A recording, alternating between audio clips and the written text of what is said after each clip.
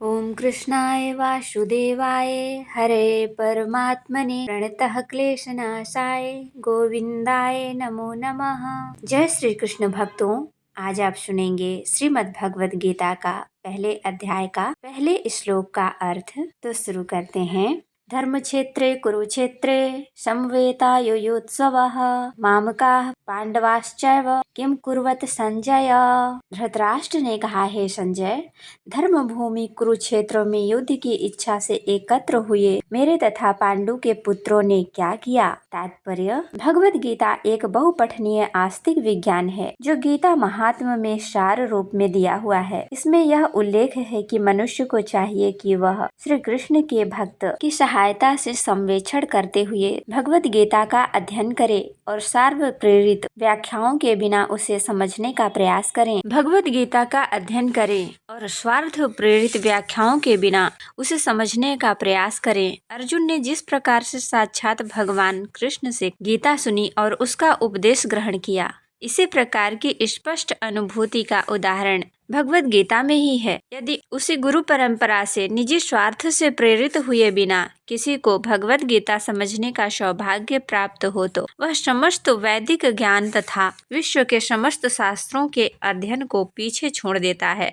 पाठक को भगवद गीता में न केवल अन्य शास्त्रों की सारी बातें मिलेंगी, अपितु ऐसी बातें भी मिलेंगी जो अन्यत्र कहीं उपलब्ध नहीं है। यही गीता का विशिष्ट मानदंड है। स्वयं भगवान श्री कृष्ण द्वारा साक्षात उच्चरित होने के कारण यह पूर्ण आस्तिक विज्ञान है। महाभारत में वर्णित धृतराष्ट्र तथा संजय की वार्ताएं इस महान दर्शन के मूल सिद्धांत का कार्य करती हैं। माना जाता है कि इस दर्शन की प्रस्तुति कुरुक्षेत्र के युद्ध स्थल में हुई, जो वैदिक युग से पवित्र तीर्थ स्थल रहा। इसका प्रवचन भगवान द्वारा मानव जाति के पथ प्रदर्शन हेतु तब किया गया जब वे इस लोक में स्वयं उपस्थित थे। धर्म क्षेत्र शब्द सार्थक है क्योंकि कुरुक्षेत्र में युद्ध स्थल में अर्जुन के पक्ष में श्री भगवान स्वयं उपस्थित थे। कौरवों का पिता धृतराष्ट्र अपने पुत्रों के विजय की संभावना के विषय में अत्यधिक संदिग्ध था। अतः इसी संदेह के कारण उसने अपने सचिव से पूछा, उन्होंने क्या किया।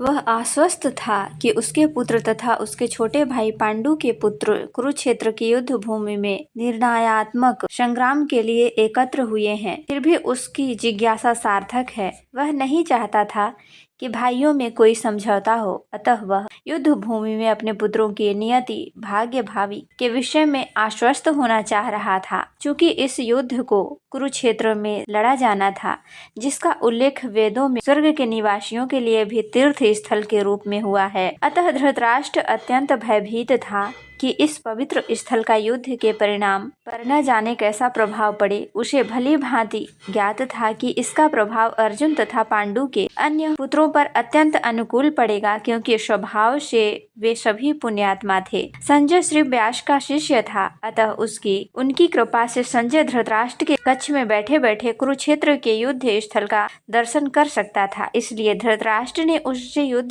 स्थल की स्थिति के विषय में पूछा। पांडु तथा धृतराष्ट्र के पुत्र दोनों ही एक वंश से संबंधित हैं, किंतु यहाँ पर धृतराष्ट्र के वाक्य से उसके मनोभाव प्रकट होते हैं। उसने जानबूझकर अपने पुत्रों को कुरु कहा और पांडु के पुत्रों को वंश के उत्तराधिकार से विलग कर दिया। इस तरह पांडु के पुत्रों अर्थात अपने भतीजों के साथ धृतराष्ट्र की विशिष्ट मन स्थिति समझी जा सकती है। जिस प्रकार धान के खेत में अवांछित पौधों को उखाड़ दिया जाता है, उसी प्रकार इस कथा के आरंभ से ही ऐसी सी आशा की जाती है, जहाँ धर्म के पिता श्री कृष्ण उपस्थित हो, वहाँ कुरुक्षेत्र रूपी खेत में दुर्योधन आदि धृतराष्ट्र के पुत्र रूपी अवांछित पौधों को समूल नष्ट करके युधिष्ठिर आदि नितांत धार्मिक पुरुषों की स्थापना की जाएगी। यहाँ धर्म क्षेत्र तथा कुरुक्षेत्र शब्दों की उनकी ऐतिहासिक तथा वैदिक महत्वता के अतिरिक्त यही सार्थकता है।